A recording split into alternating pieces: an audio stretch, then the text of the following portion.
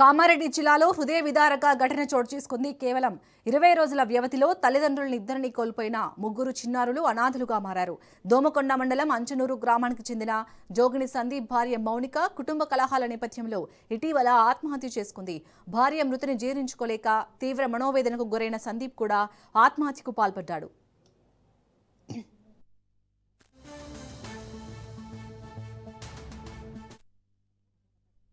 మా అల్లుడు సందీప్, అతని భార్య మౌనిక గత నెల 16వ తారీఖు నాడు ఆమె మరణించడం జరిగింది ఉరి వేసుకొని.